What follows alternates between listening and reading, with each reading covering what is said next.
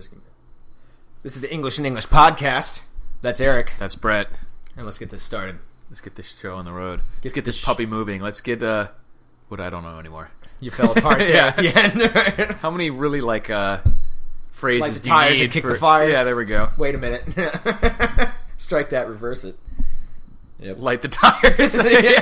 Oh, kick the fires. Yeah. That's the Pyromaniac's creed. Right, exactly. Different kind of party.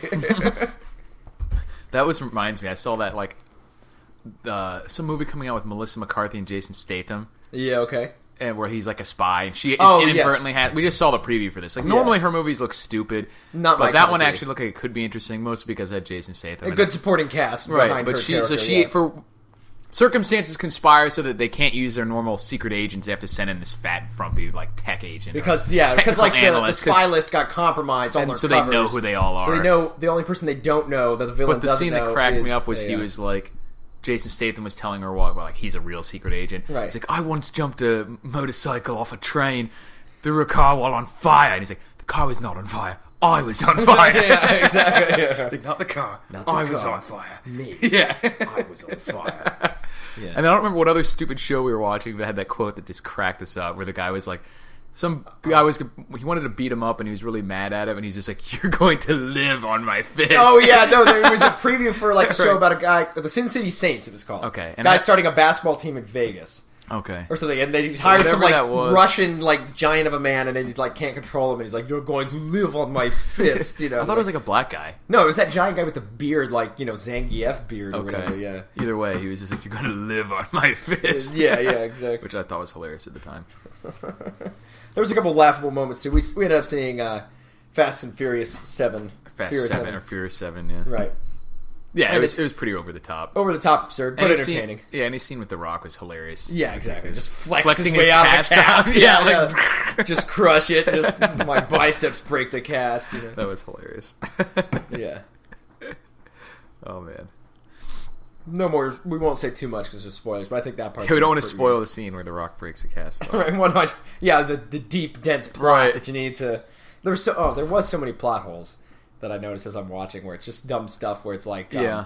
Well, I don't know. I don't know if I remember any huge plot holes, but just why the hell would you? Right. Why the hell would you do that? Why didn't they just do this? Right. And just dumb stuff so that the action scenes could go the way they wanted them to go. Right. Spoiler alert here, if anybody has not seen it, skip ahead a minute or two. But in the scene where they're taking the bus, they get the package out of the bus. Right. And the bad guys keep driving the bus. Right. What they're transporting is no longer on the bus. Stop the bus, turn around and go after the guys who took what you were defending. Yeah. Instead, it's a high-speed careening chase with them still in the bus. And it's going to go off a cliff. Well, the guy got shot. The driver did get shot. Well, no, but that was 3 minutes no, it was after a lot they later. retrieved It was a lot later. But they may have just, some of that stuff you can just chalk up to normal human craziness. Like, okay, this guy was scared because people were chasing him with drive. Yeah, right. Well, I thought at first it was cruise control. I didn't even know there was still a guy driving. I thought he shot everyone in the front of the bus. Yeah. Then a bullet goes stray. And it shows it hit the driver. I'm like, there's still a driver? I thought it was cruise control or something. Yeah. And which I thought was still kind of dumb. I was like, why is the bus still going? He shot everybody in the front. Oh, well, I guess it's cruise control or some shit. Right. That makes sense, And then, but it's there's goofy because they wanted a high-speed chase, every car had to still be moving, even though you would just stop moving at that point. But for a movie like that, it's a pretty fairly non-egregious. Yeah. It's not everything in the movie. But is ridiculous. The more egregious things, where we're still in spoiler territory here, so if you drop back in, fast forward a little more. Right.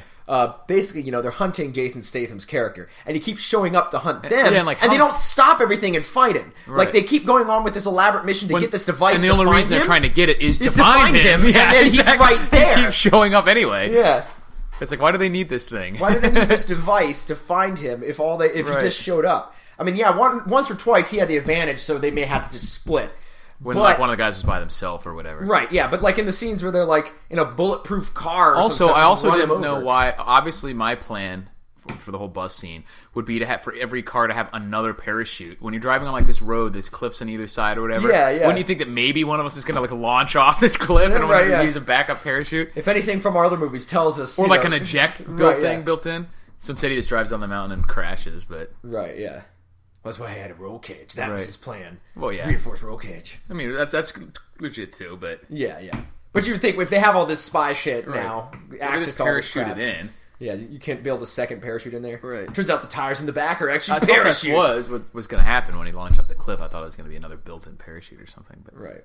Like, why would you need extra? What, are you going to get out and change a flat? Right, yeah, exactly. I mean, it's because it's supposed to be an off-roader vehicle and it looked cool. But yeah, this is not a rally race. You're not going to have time to get out and change What they've really invented in real life, for the military, I guess, is they made these tires that instead of being hollow and filled with air, they actually have like a honeycomb shaped like lattice of rubber in there, so there's no air in them. Like, they've made some that are completely no sides on them. You can look right through the tire because that's what's supporting it. It's just the only thing is they haven't figured out how to make them work at like higher speeds. Like, you can't drive down the highway with it because it's too much and crushes. Well, it's too much temperature transfer and like torque on the inside. And probably the weight of the wheel as well becomes a problem. The weight doesn't seem to be an issue. Like, it holds up the weight for the vehicle, not for the vehicle, but for the wheel itself. Like, its mass and inertia might cause strain that's not there in like a. But for like low speed, like rock driving and shit because like technically, that. even though it's a honeycomb, like the outer edge will be spinning at That's one what I mean. rate Like versus the lattice like on the inside, and so it's straining the whole lattice. That's what I mean. would Like, think, like rotational torque, like that part where you hit the brakes and maybe it twisted off. Right, exactly. Like the inner part still connected to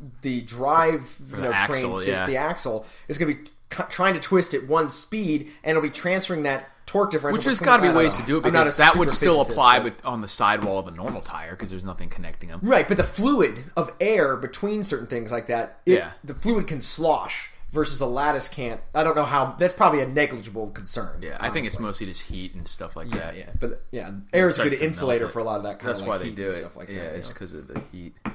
And also, actually, what I thought, when somebody told me about this in relation to bicycling, is I figured that it was for reasons like that, but apparently one of the main reasons is just attaching the tire to the wheel. Is it to literally attach it to the wheel is easier just by forcing so much air in there that it pinches it sort of, and then like when versus like having some mounting just affix it, like it can't take side to side movement, it'll pop off the wheel. That makes sense. You know what I mean? But that's part of the. Or to put like 100 psi in there actually grabs the wheel better than any other way they could come up with, and that's the main reason. Because like on a bicycle, it's a little flexible, it's but not it the has speed, there's force, not the heat transfer. You don't even need the cushioning. It's just going to pop off. It'll the rim just when you all the go time. on a turn, it can peel it off.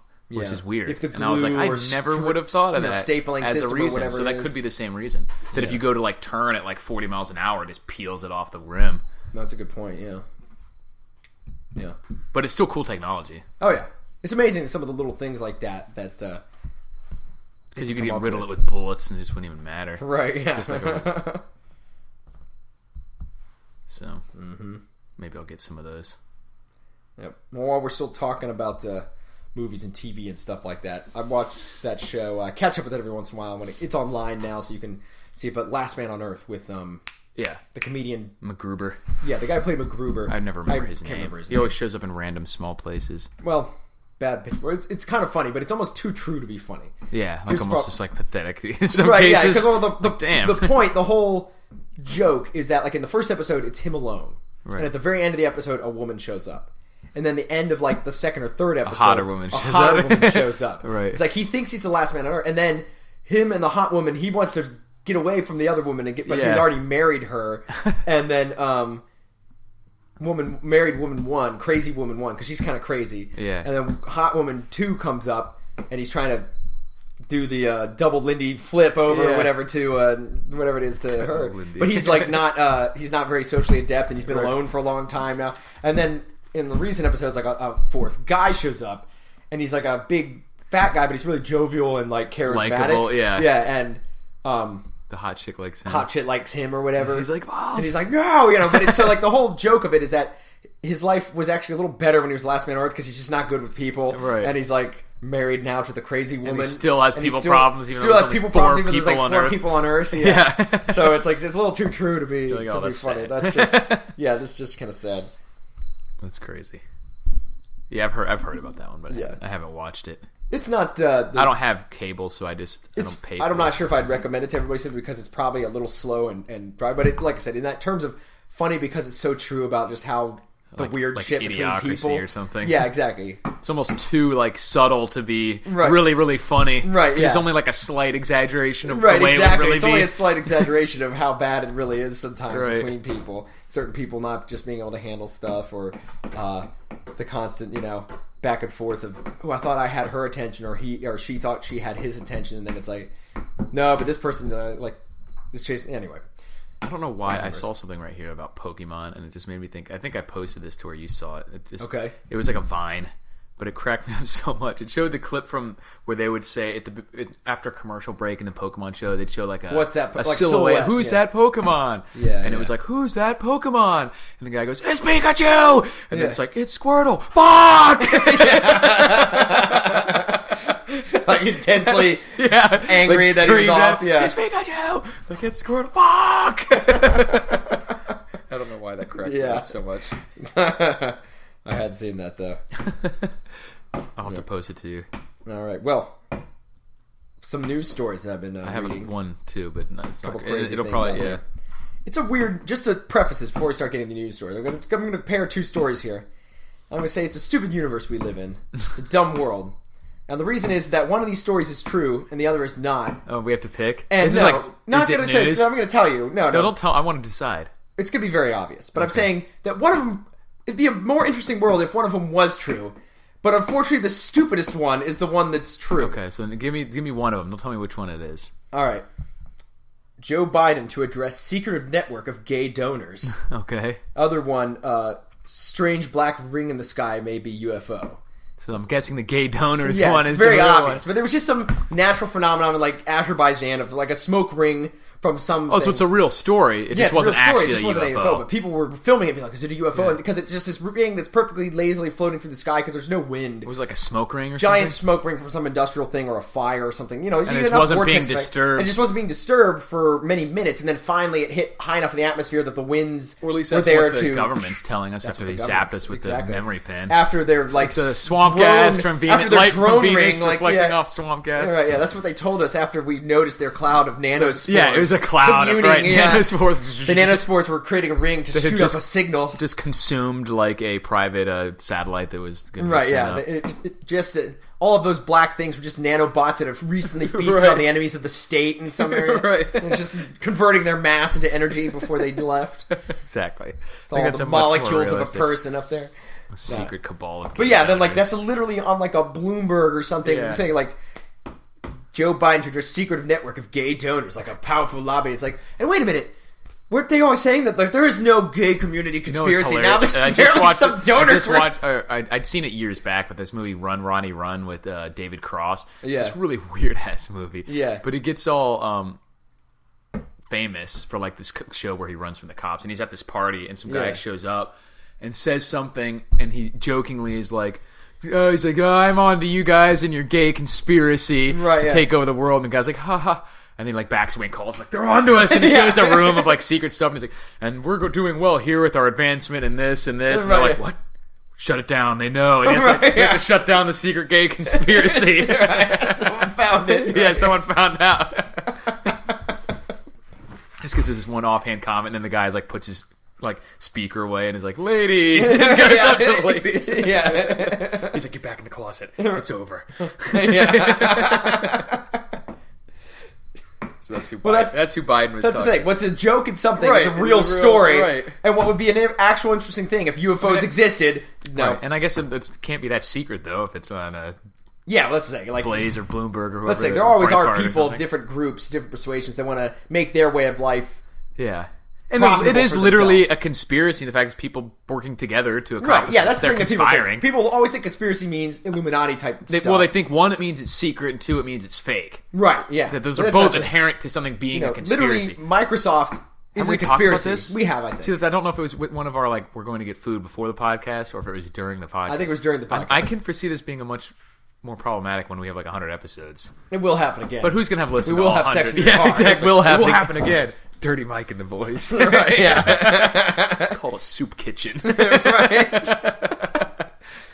Anyway, went away from that. But yeah, it's just funny to me. Like, I read the stories, and the most banal, dumb, politically stupid, this is what our world is stories are all that's true. Yeah. And then the ones where like oh, man jumps a whole mountain. Nope, fake, you know.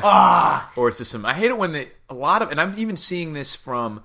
more reputable news sources where they're really playing fast and loose with the headlines. Yeah, like the story itself is still legit, the reporting's legit, but I'm like, come on, guys. Something like that. Like Joe Biden drew a secretive network of gay donors. Like that's trying to be sensationalized. Right, they're just used like a clickbaity. When it turns out there's some organization like in charge of gay rights promotion in their city or something, and they have a lot of money. Yeah, it's obviously not secret. Maybe it's secretive because their members don't want to be named, but like anonymous. Right, it's not secret. Right, yeah, whatever. But.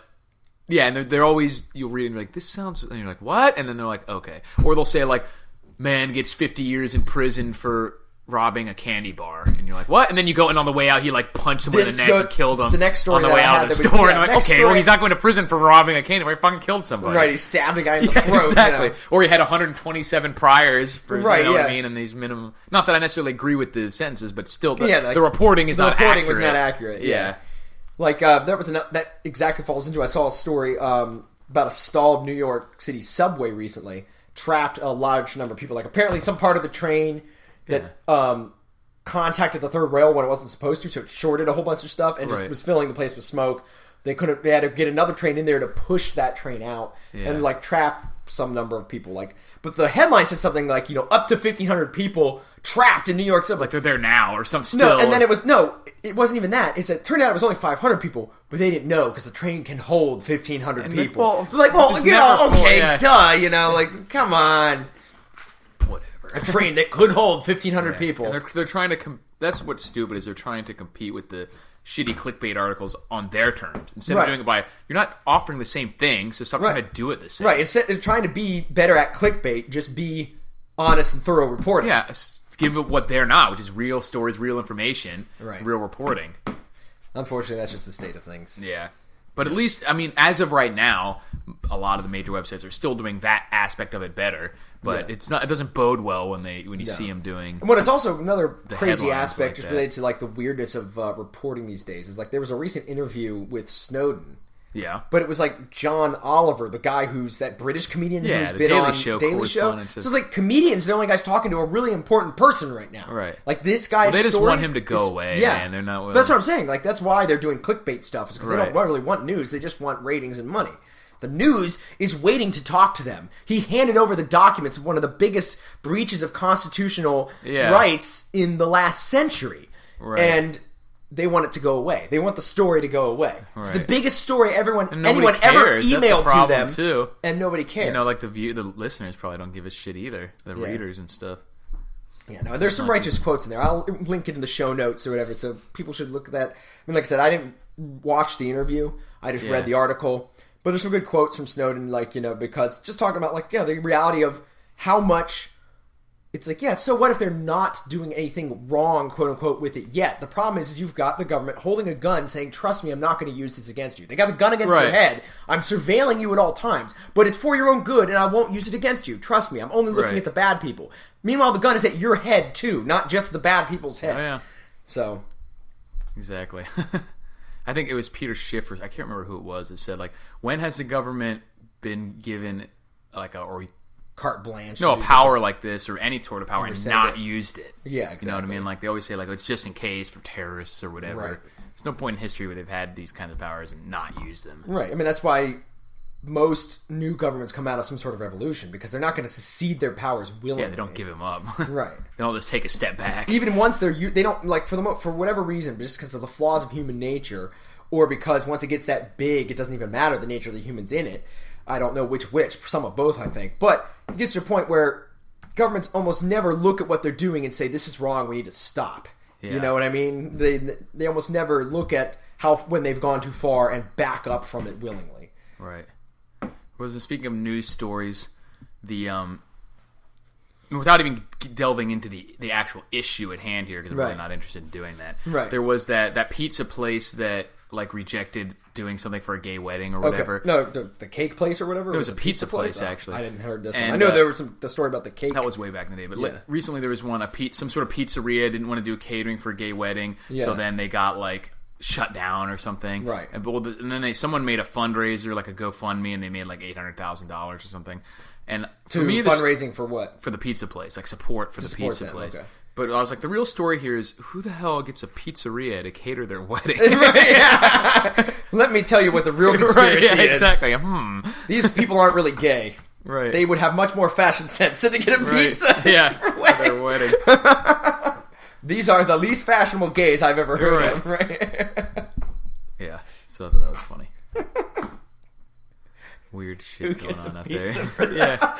I need 30 Italian sausage pizzas for my wedding. I've just never understood, regardless of what the issue is, I've never understood the compulsion to compel people to either let you in their group or give you their business. You're so welcome. Fuck off then. Yeah, who cares? I wouldn't want if they didn't want me there, fuck them. I'm gonna get someone who does. Right. Yeah. What exactly. are they I don't understand that mentality. Strong arming your way in with the law only makes. I also don't understand the mentality of not selling your shit. But right. But I mean, I understand that if that's what you want to do, fine. I don't care. Right. You just don't get my business. Just like if I had a fast food place, I would be open on Sundays. But if Chick-fil-A doesn't want to, that's their business. I don't give a shit. Right, if they're hurting themselves, why would you care anyway? Right, or it's not hurting themselves enough to shut them down, obviously. So who cares? And also, even if it did, that's their prerogative. Yeah, if a store wanted to open and was like, we fucking hate everybody, we don't want your money, fuck off, go somewhere else, I'd be like, and I've got there's plenty of places like small mom and pop shops that I like. Yeah. And then because they like to support a small business person, but they're open weird hours, and so I can never go. But it's like, well, I don't think I need to get the law in on that because they're not open when it's convenient for me, or they don't service me in a way I find. I just go night shift people. Well, I guess they guess they don't get my money, and they're gonna run out of customers. Yeah, and that's what's weird about it. I've never understood that. Yeah, that just mindset of just first of all caring if people don't. Well, like exactly. You. Yeah, that's what it is. It's just getting real just butthurt about other people what's not being liking accomplished you. there. Yeah. Yeah. So it's regardless of what the issue is, right? You know what I mean? And I'm talking about private industries, not government. Obviously, if you went into like the DMV and they were like, "We can serve your kind," that's obviously that's a debate that's already been discussed and taken care of. We know that you can't have somebody mandatorily have to comply with government, but then the government doesn't serve you if you are X kind of person, right? Like, or any reason, really. It's like, duh, that's not right. But it's different to say a private citizen must be compelled to do something they don't want to do, right? When it violates some of their whatever beliefs. Yeah, like if someone's rude, a restaurant is allowed to What if some guy is like afraid of the color yellow and no one wearing yellow is allowed in here? Is that bigotry? His business. Yeah, it's his business. Right. He may be a weird, stupid idiot, obviously, but whatever, that's his business, Right. But we're crazy like that. Yeah.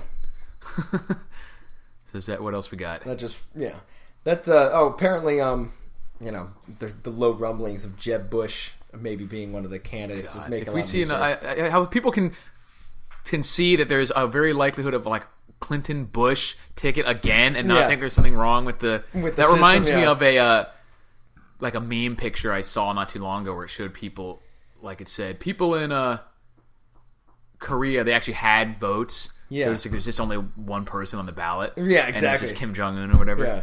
And it's like they got to vote, and then the bottom half of the picture was like, everyone knows in a free country you get two choices. Yeah, exactly. Yeah. Look at their voting. It's not real voting. You only get to vote for one person. Everyone knows you. We get two in a free country. Yeah.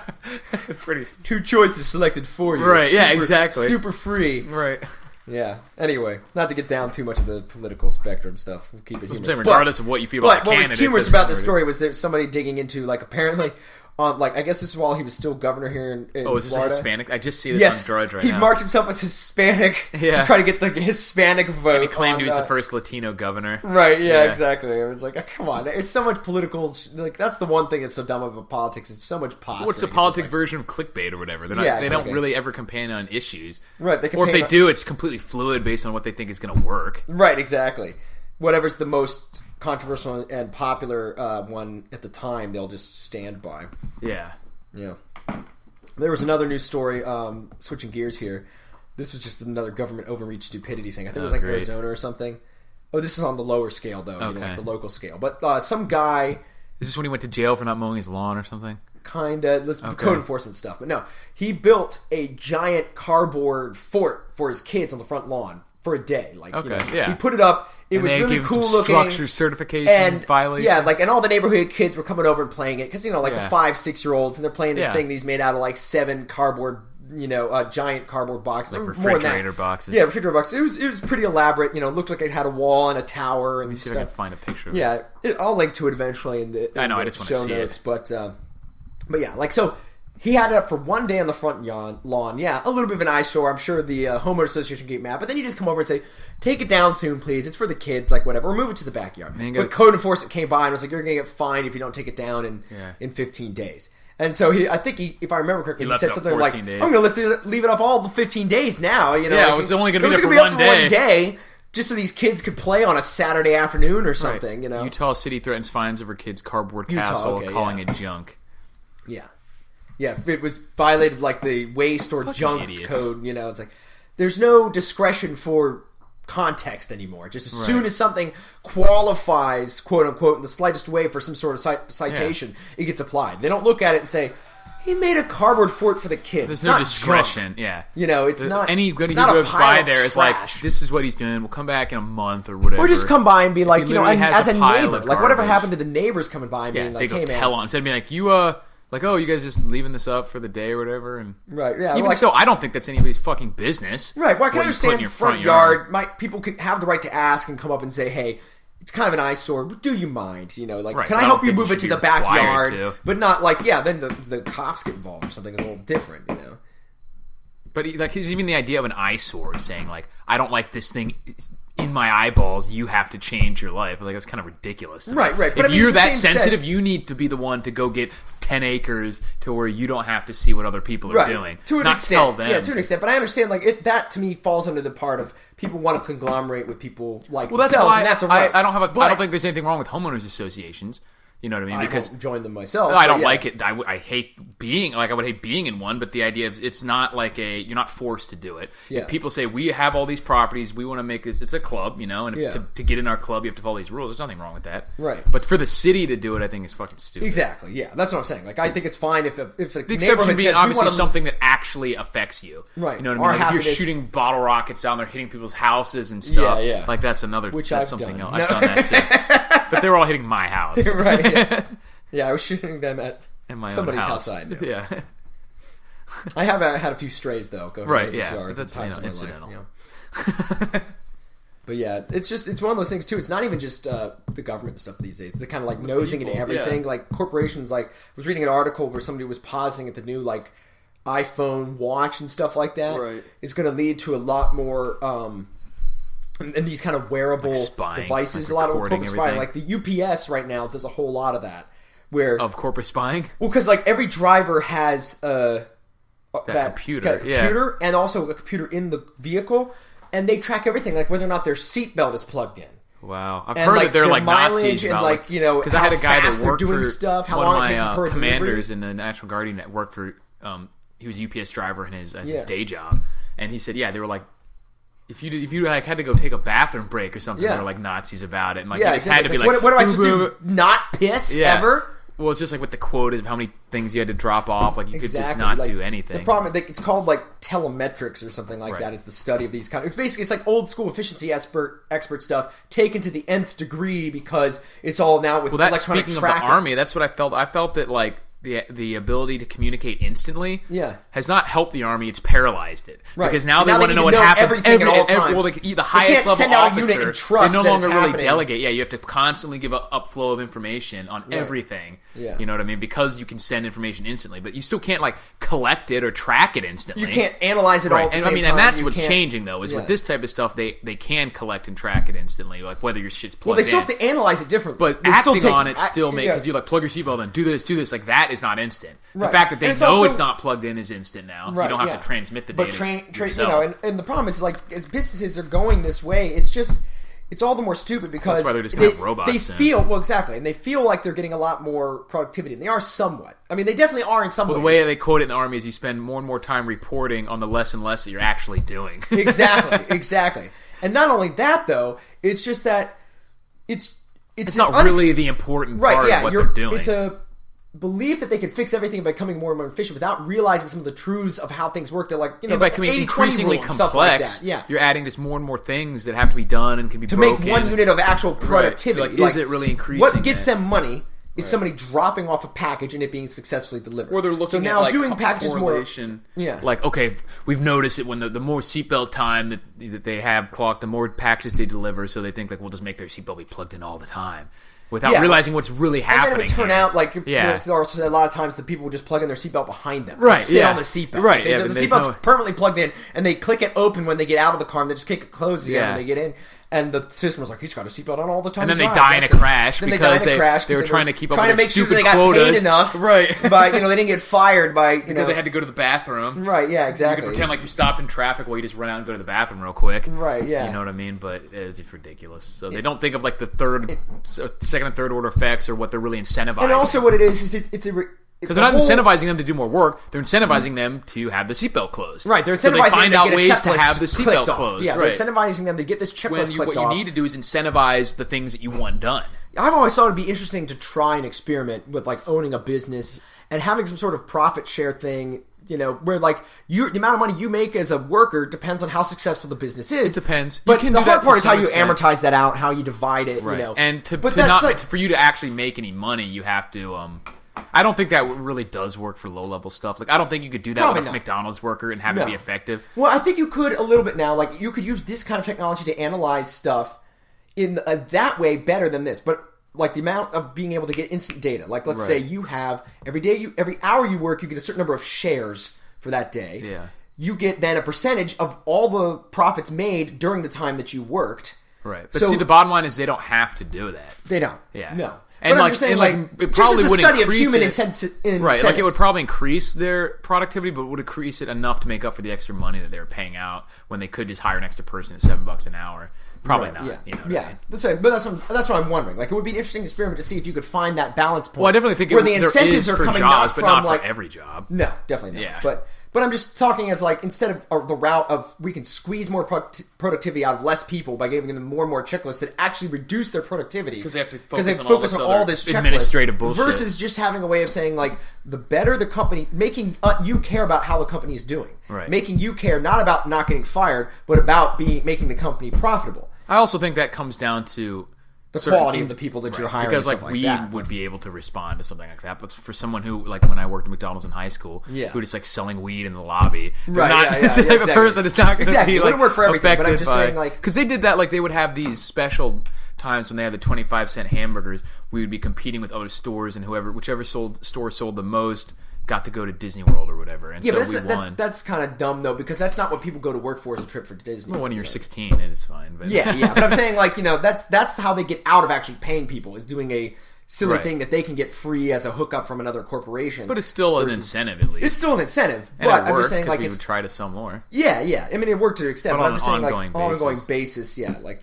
some companies do this kind of like. Publix and stuff has you literally just get stock in the company, which is cool. But I'm saying, like, I would be interesting experiment to see if you could figure out a way to do it, like I said, where some combination of your seniority, the hours you work that week, and your position in the company, like how valuable your position is, your skill level. See, the problem that I've run in with stuff like that is that because they have they had productivity related like rewards sometimes at the distribution center I worked at, and the problem is.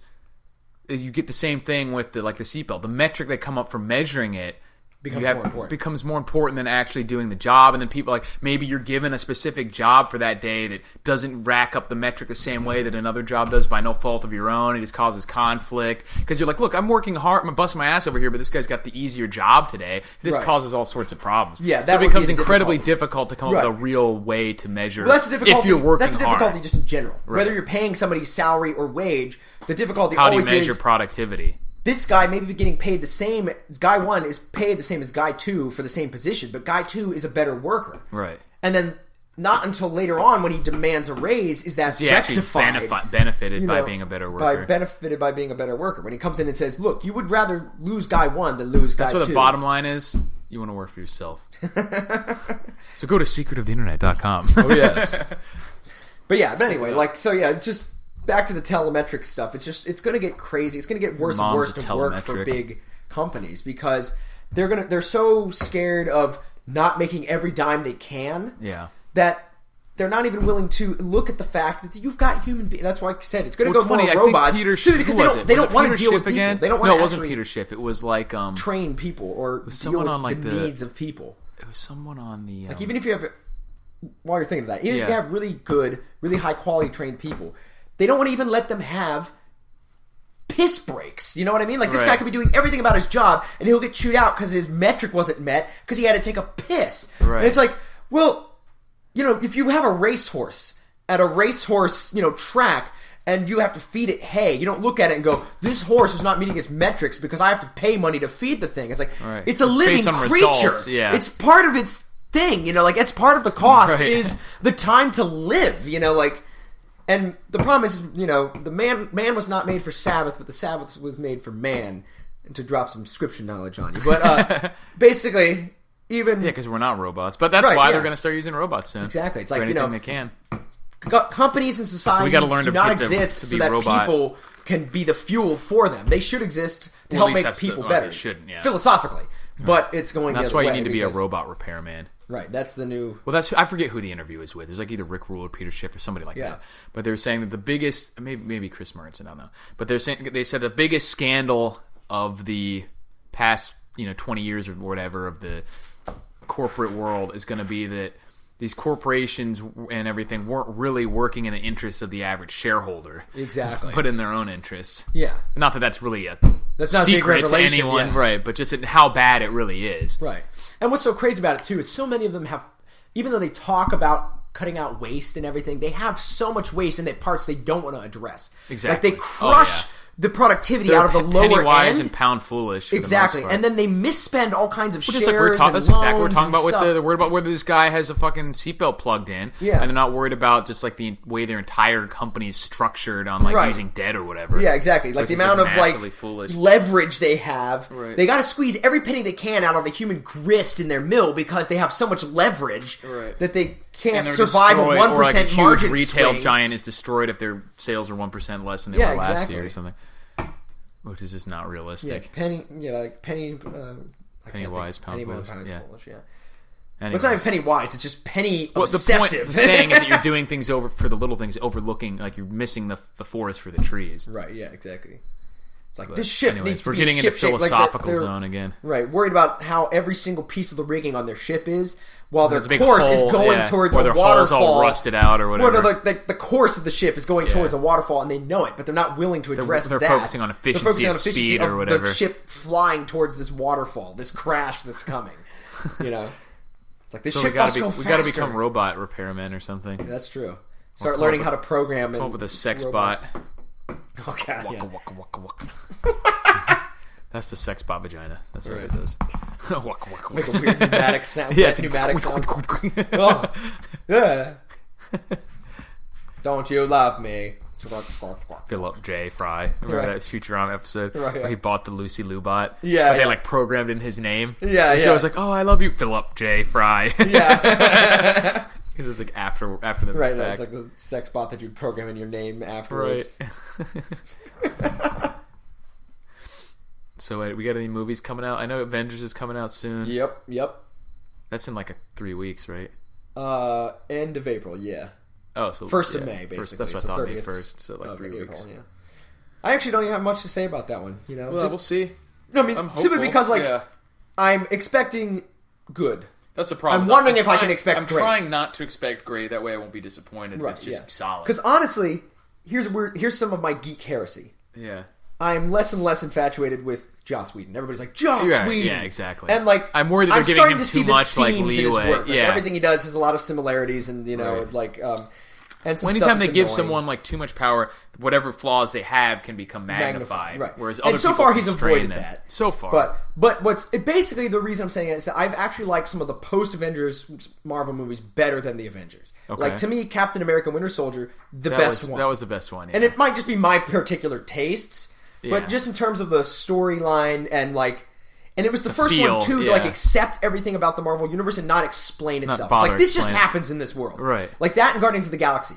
Guardians of the Galaxy did not try to sit there with 30 hours of backstory about why this alien exists and why you need to know. But there's aliens. There was just too much in that one to do that. Right. Well, that too. But I mean, like, which was good because they didn't do it. But they felt that they could now. They could make a movie that just the audience is going to accept in a fantastic world. Yeah. Just like the first Star Wars. It didn't It didn't explain why all this guy. It had a basic setup for the hero so that you knew his hero's journey. Right. But it didn't need to explain everything about where the Empire came from or how can they use the Force. Well, here's 30 minutes of exposition to explain. Yeah, shit. That was everything that got ruined in the early ones. They tried to explain everything because they let him do what he wanted to instead do. Instead of just leaving it mystical and accepted as at face value and stuff like that. Right. As long as the stuff works within the world that you've created, you don't have to explain the entire thing. You don't have to spend every movie that you introduce a new concept explaining it as if the audience won't get it just as a storytelling element. It's fake shit like that you can't explain anyway. Right, it always just reveals the holes. If you can take it with the logic of the story, with the suspension of disbelief, with the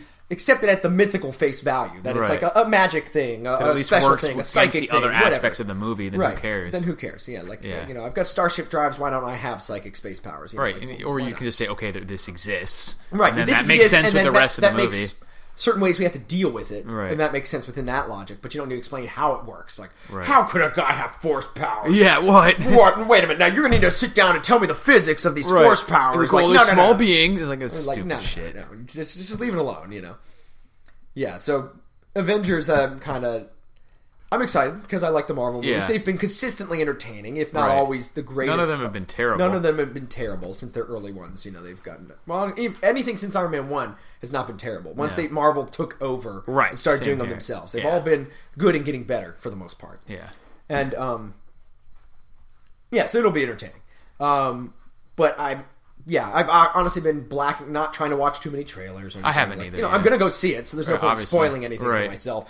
In like those people that want to be like, I just think they're going to suffer from having too many like different things that they're trying to put in, like too many characters. Like they're going to have the Black Widow and the Quicksilver. They're going to try to put Vision in it at some point. Yeah, they're introducing 3 new characters and a villain, and so 4 new really, because if you count Ultron, Vision, the plus a couple other characters that'll be spinning off into other things, it's like brief references and stuff. Right, they think there's going to be some brief references because, spoiler, nerd alert if nobody's nerd stuff, but like in the comic books, if I remember correctly, one of the things that makes Ultron so tough is that not only is he an AI that can affect other systems, but his main body, he like coated it in vibranium, that like mythical stuff that Captain America's shield is made out of. So he's physically super resilient. And in the comic book world, vibranium only comes from one place. The Black Panthers kingdom, where a meteor landed thousands of years ago, so this one hidden African nation has the only supply of, like, deep in the jungle, and they're much more advanced than their neighbors because they came across this, like, alien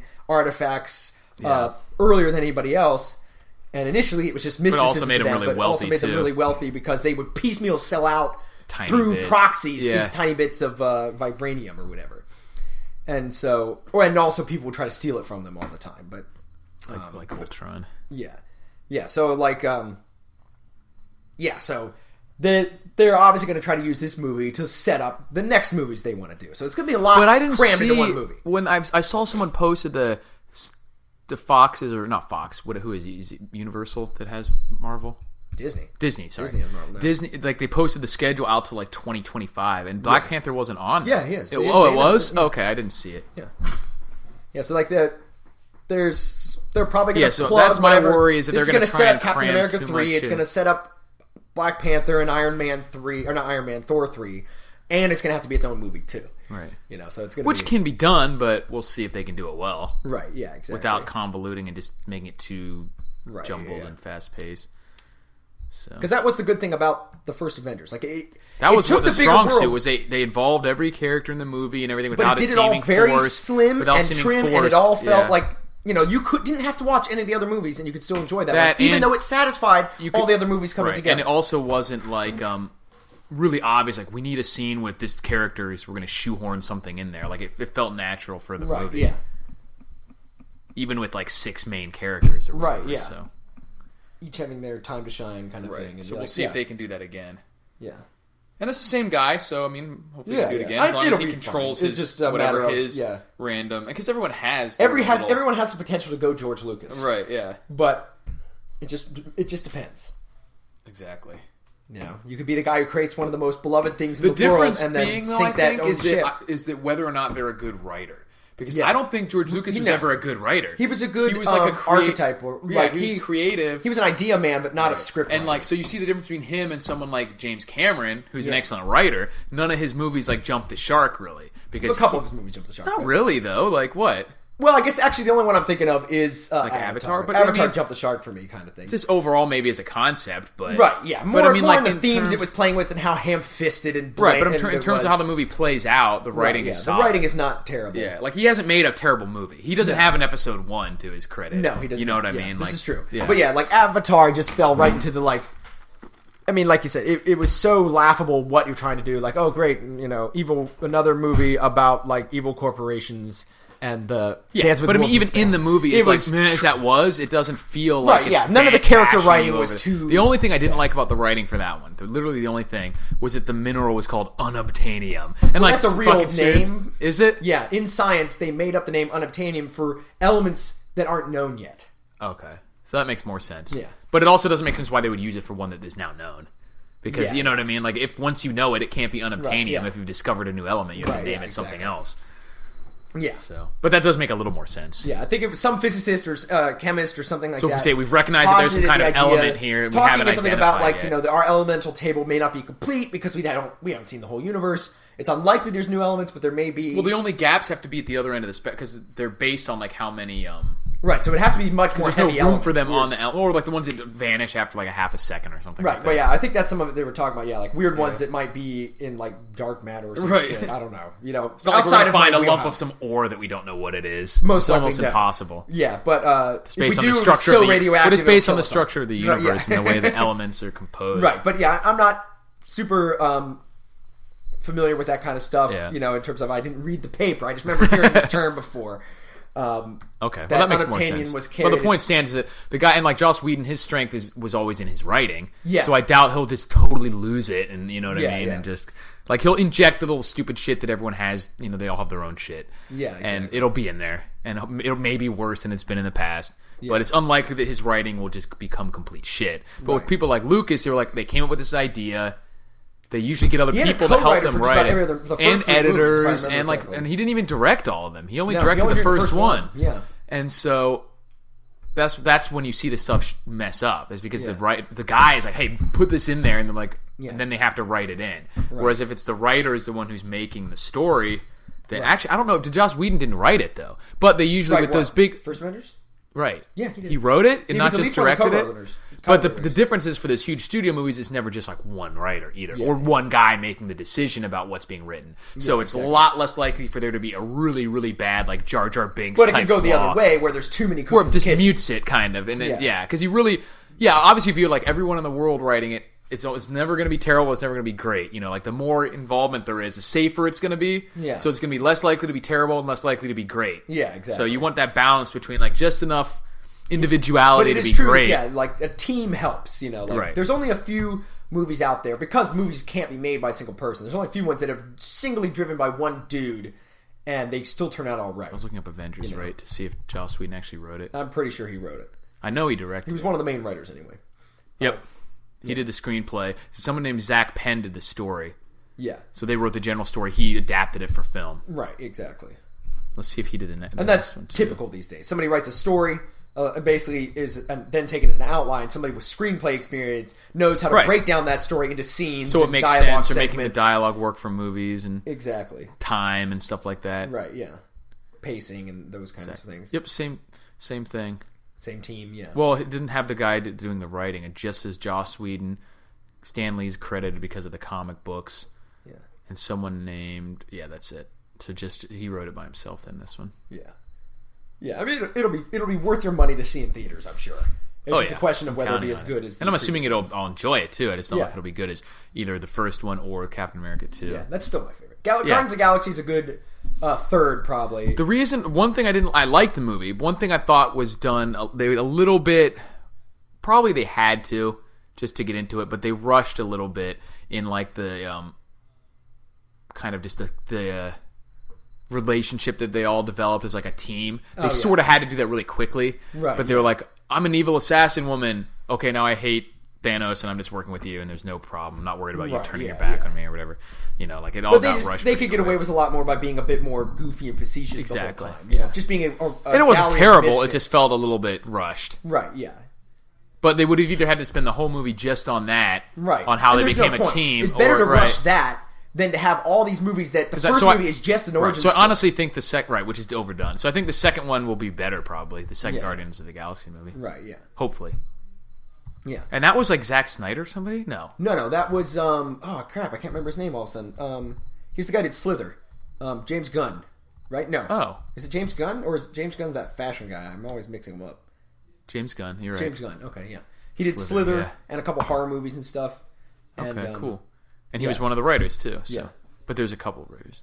Yeah, it's funny. I listened to a podcast interview with him, and you could tell he was a comic geek. That's a good thing Marvel's doing too. They're finding these guys who are filmmakers who are also fans have a respect of the materials. They're not going to totally bastardize it. Even if they're not necessarily super familiar with that particular comic, they've liked comics. Oh, he did movie 43. Oh, he did one of the segments in movie 43. Right, yeah. They're not just guys like, well, let's get Michael Bay because he's an action director and give him Transformers. Yeah, because they're just money chasing. Yeah, but they're just money chasing then at that. Right, and obviously the material is shit compared to that. Yeah, exactly. And it's totally bastardized too. Transformers is... They're used almost just the name alone. Yeah, exactly. Well, they use scenes with giant robots, but it doesn't feature any actual giant robot characters. Like, they don't have...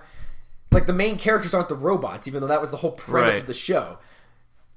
But, whatever, you know.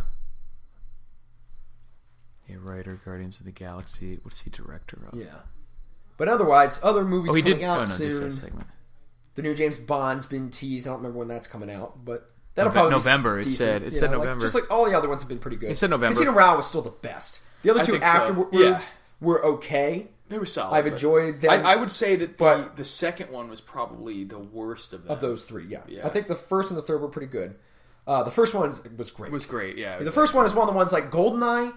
And that one, like the quintessential. You have to see those Bond movies. And then there's a few of the original Bond ones with Sean Connery and stuff that's just like, if you want to see Bond, I'm going to tell you it's one of those. You know, maybe like Dr. No. And what's interesting is it was both. It was when they switched to a new person each time is when they were best. Right, the first one. And actually, I like some of the Timothy Dalton ones that like. I like them too. They were just they felt like kind of dated. Like they feel like they're in the 90s kind of. Exactly. Yeah. But other than that, I did like those two. Well, the other ones feel like they're in the 60s and 70s, but yeah.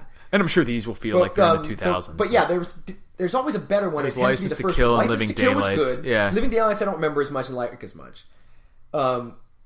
License to Kill was entertaining. It was also grittier too than the ones that had been in the 70s. It was like an attempt to do what the Daniel Craig ones did before it was time to do that. Right, yeah, exactly. Like the people weren't ready for that yet. They had just come off super campy. Like Roger Moore stuff. Was he the one right before that? Campy. Was he the one right? I think there was that other like Lazenby in between. No, he was between Connery and Moore, if I remember correctly. Or no, he was. Let me look that up. Or at some weird point where Connery came back, like they did one Lazenby, Connery, Lazenby, Connery, or something like that. What was it? Was it Lazenby? There was no. I know there's a weird one with an odd guy. He only did like one or two movies. Well, one of them was before Connery, even. Like I thought the weird guy was in between Moore and Dalton. Or was there just a big gap? Just a big gap. Like in the 80s, there wasn't anything. Yeah, there was a big. Let me look this up. Like Moore got all the more his were in the 70s. So they were I'm saying Moore as if he was the one doing the writing, right? But yeah, like his got all the more campy the longer he went, and so eventually because it was like eventually they were it was like mostly because 70s filmmaking was making them all the more worse. So it stopped for a while. They tried to come back with Dalton, and it was just a little too. People wanted the suaveness of Bond back before the grittiness for some reason. But then later on, they did it with Craig, and it worked. Order. Actors in chronological order. Yeah. Let's see what we got. Yeah, so... List of all James Bond actors. But yeah, it's funny. Some of the earliest... Post-Connery, I would say... And Moore had a few sprinkles. Oh, there's some guy named Barry Nelson. Wait, these are really old shit. Yeah, like I said, there's a long list. Okay, Sean Connery. He started with the ones that were really... That's where everyone began to know who James Bond was. Some of the early ones were honestly almost like TV movies or something. One was in 1967 or something. No, 1954. Right, yeah. There was like an early and he actually did Casino Royale or something. Yeah, yeah. And it was just like a series episode, apparently. It's called Climax series, and it's about James Bond. Right, they just optioned... Some serial, yeah. Right, the serial optioned the rights from the author to use this story in one episode or something. And, yeah. right, so Sean Connery played 007 7 times. Mm-hmm. Started losing his hair at 21, wears a toupee in all the James Bond movies. That's rough.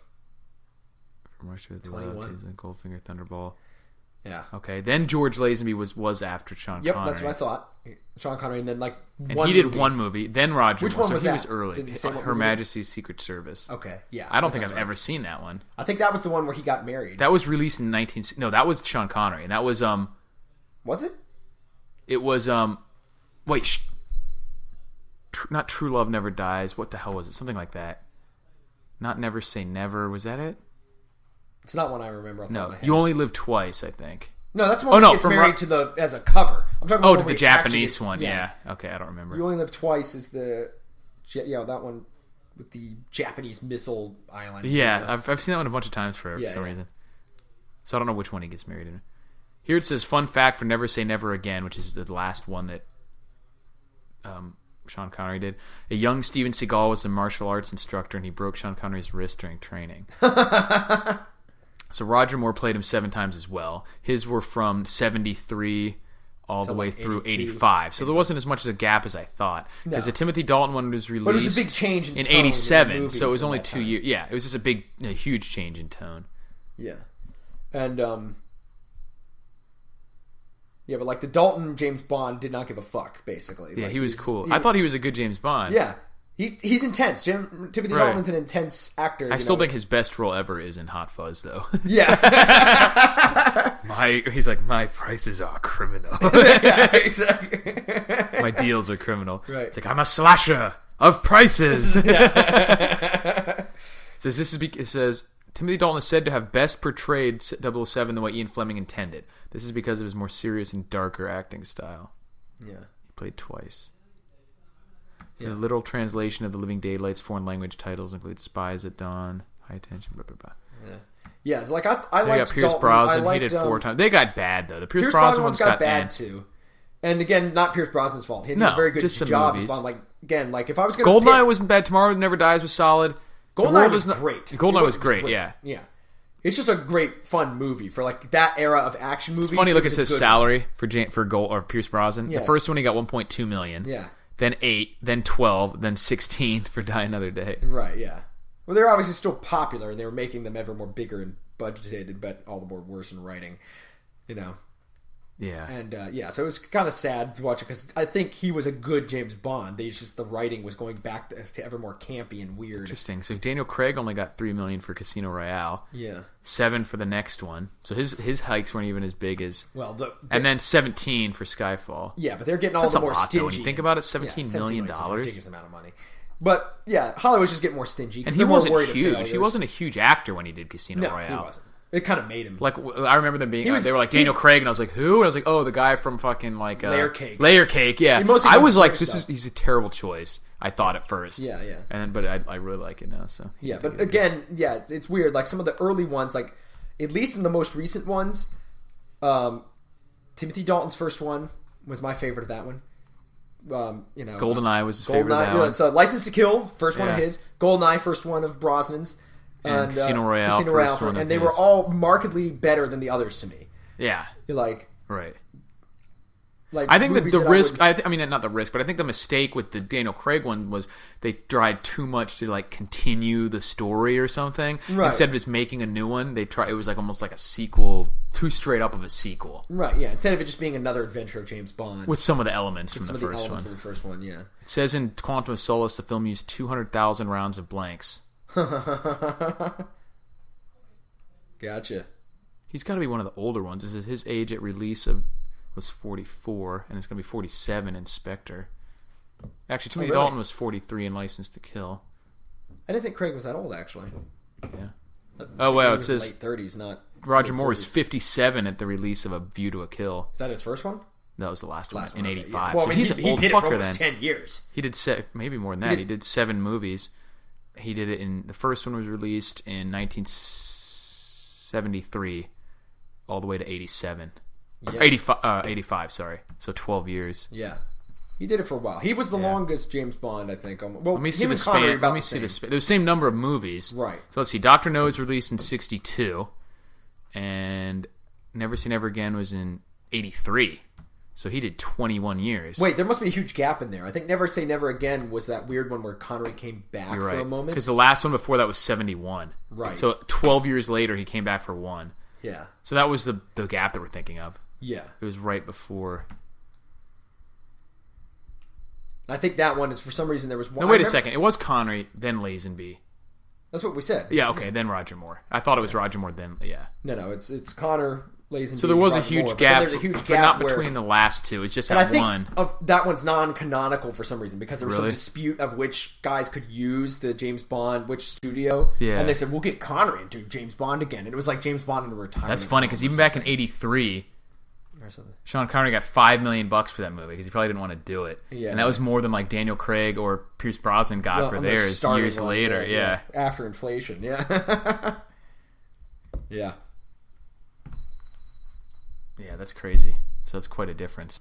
So what other movies? Back to upcoming movies, because that's where we already started. talked about San Andreas before. Yeah. We saw another commercial. There was for something that, so. else coming up that we were. There's a weird movie, zombie movie with Arnold called like Maggie. Have you seen that? I saw the trailer for that. That It's could be going like interesting. dramatic instead of. It's not like an action movie, really. Right, yeah, it's I just mean, about- it is, but not like a. It's like in Arnold this version action of the movie. world, the zombie virus happens very slowly. It's like a real virus. Like So you have it's like weeks or months or whatever. weeks or months of being this person being sickening, okay, and he's their supposed to- cravings keep Right. getting stronger. And he's supposed to turn his daughter in once it's gone too far. Like once to she's past- the quarantine yeah. zone. Before she's past the point of no return to the quarantine zone. Like, they can't save her. But he's still Other people trying have to had to find save a her. way He's to supposed to save find a her. way to save her, and he doesn't want to obey the government and like turn her in at the appropriate time to be quarantined and or probably liquidated disposed or whatever. of. Yeah. So So that looks like it more could be like interesting. dramatic Then there was role something kind of else thing. coming up. We talked about Bond. yeah, I remember seeing like recent trailers. It was like there was Bond. There was I think that's it. Avengers. San Andreas is probably the other one I was thinking of. Yeah, it's probably not going to be great, but I'll probably But watch yeah, it. yeah. Looks better. It looks good for a disaster movie. It looks Right. better than certain things like 2012 and stuff like Oh, that. that was terrible. Yeah. Yeah. So, That all was some- right, well, there that's was it. one Yeah, other that's one some I movies. can't remember. Oh, Ant-Man, I think, is coming out. Yeah, but that wasn't the one I was thinking. I was thinking next we saw those recent trailers when we went to the movies, and there was like 25 minutes of trailers. I don't remember there being know any there that was I really one- wanted to see. I mean, we talked about that goofy spy movie with Jason Statham. Maybe that's the one I was thinking of. I don't remember any other that I'd already knew about being like, okay, yeah, this one. That's what I'm saying. Like, I'm thinking there was one that I didn't know about or did not remember, and it was in the trailers there, and I thought, I'll probably see Well, I think that. they're making like a Jurassic Park. Is that coming out this year? Yes. Yeah, but that wasn't amongst those No, trailers. that we but it didn't is see that. Jurassic World or whatever's coming out sometime So. soon. Okay, cool. Yeah. So there you That's go. it. This is what's happening in the world of movies for the next year. Just about. And we'll tell you about them once we see them. Yep. So, all right, guys. So I think that'll do it for this week. Signing off. English and Rate us English. on iTunes if you get a chance. It'll help Yeah, out. that definitely helps. All right, guys. We'll talk to you later. Peace.